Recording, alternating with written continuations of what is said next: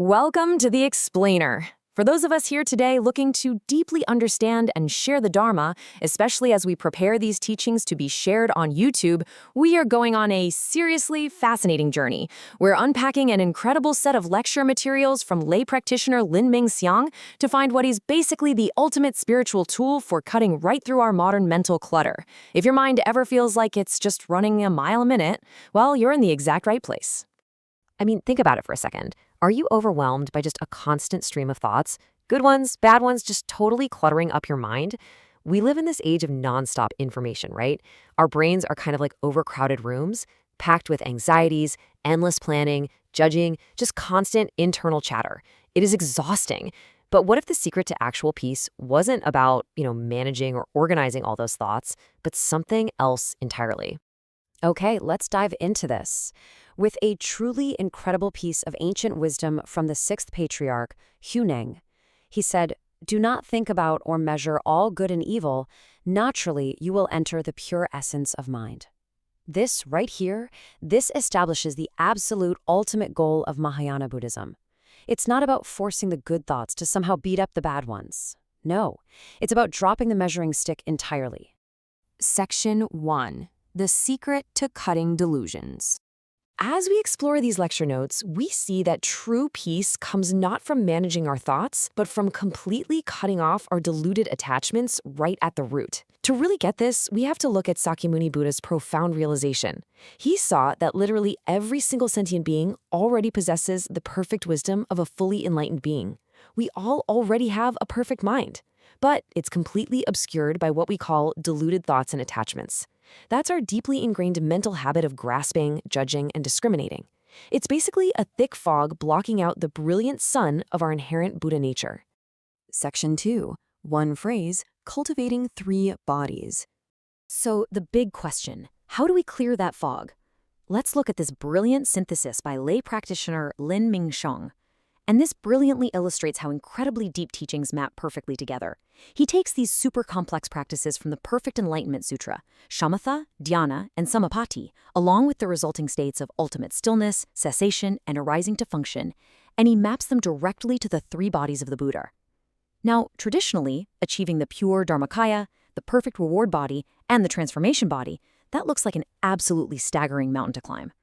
But here is the ultimate hack for our modern, cluttered minds. You don't actually have to practice these complex stages sequentially over countless lifetimes. No way. You could achieve simultaneous cultivation by simply reciting the 6-syllable name, Namo Amitabha Buddha. Because Amitabha Buddha designed this specific method with just immense compassion, reciting this one phrase immediately connects you with his true merit. It literally aligns all 3 Buddha bodies at once. You don't need to be some advanced Zen master. The phrase itself does all the heavy lifting for you. Section 3. 4 functions to gather mind. Okay, so how exactly do we actually do this? Well, the lecture provides a really actionable step-by-step guide. When you recite, you're basically engaging 4 specific functions of your mind. Step 1 is the tongue faculty, speaking the Dharma by reciting the name out loud or even just silently in your head. Step 2 is the memory faculty, continuously holding on to that name. Step 3 is the imagination faculty, actually visualizing the written characters of Amitabha Buddha. And step 4 is the thinking faculty, contemplating the Pure Land. So the crucial point is this: you don't need to juggle all 4 of those perfectly. Actually, scratch that. Just focus primarily on the tongue and memory faculties. Simply physically reciting and mentally remembering the name is entirely enough to gather all your senses, what Buddhists call gathering the 6 roots. This super simple act totally anchors your wandering mind. It transforms those endless, exhausting delusions into continuous, pure mindfulness. Section 4. True Encounter at KL Hotel. Now, if you're sitting there wondering if this simple recitation actually holds real power in the physical world, well, the lecture materials share a truly terrifying 2023 experience that proves it. Let's walk through this chilling timeline. In July 2023, Zhang Su Sui and her family checked into a 4-star hotel in Kuala Lumpur. Almost immediately at check-in, she caught a glimpse of this huge shadow of a woman behind a chair. She just brushed it off, figured she was tired. But at bedtime, the room literally came alive. Switches started clicking on their own. By midnight, trapped in a totally foreign city with her sleeping family, she resorted to a desperate, continuous recitation of Amida Buddha. They didn't escape until dawn at 5 a.m. The sensory details of this haunting are just horrifying. Put yourself in that room for a second. Unexplainable, freezing cold winds blowing right up your spine while you're just trying to read. Then every electrical switch in the room starts performing, clicking on and off over and over, moving from the dressing table over to the TV and then back again.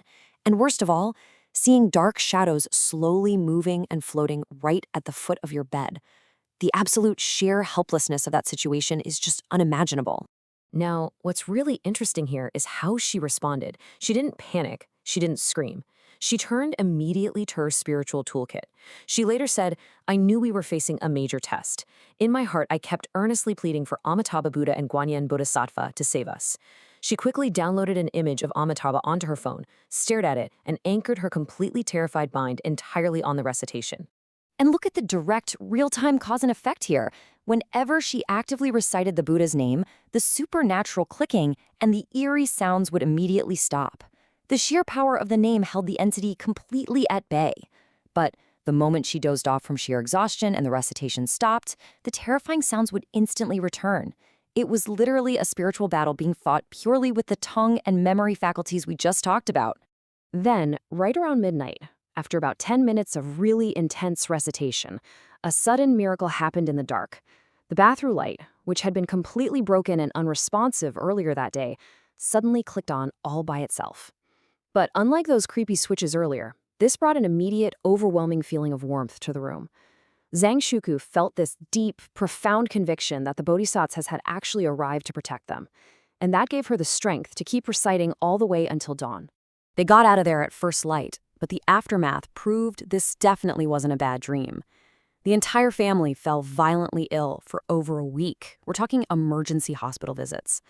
But the most tangible proof, when she checked her child's camera later, in a photo taken in that exact room, a terrifying, distinct face was clearly floating right on the window curtain.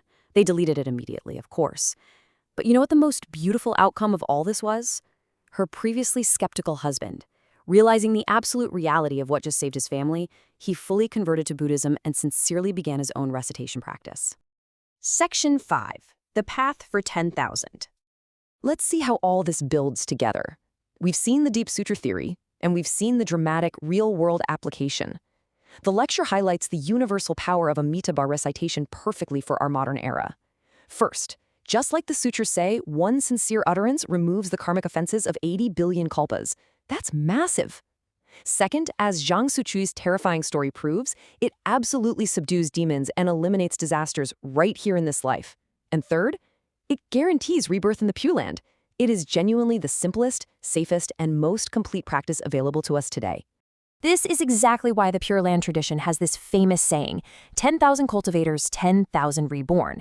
It basically means the success rate is universal. No matter how incredibly scattered your mind is right now, no matter how great your karmic debts are, or how totally chaotic your life feels, this path guarantees success for anyone who sincerely relies on it. You do not have to be perfect. You just have to practice. And the whole shebang comes down to these simple words, Namo Amitabha Buddha. This 6-syllable name isn't just a phrase. It is the ultimate anchor for a wandering mind. It is literally the transformation body of the Buddha acting in the world right now, ready to cut through your delusions and instantly connect you with pure, serene awareness. So I want to leave you with this final, provocative thought. In a world full of noise, endless distractions, and sometimes even things that genuinely go bump in the night, are you ready to find your pure mind? You have the tool now. It requires absolutely no equipment, no money, and no special talent. Just your voice, your memory, and a single powerful phrase. Why not start your practice today?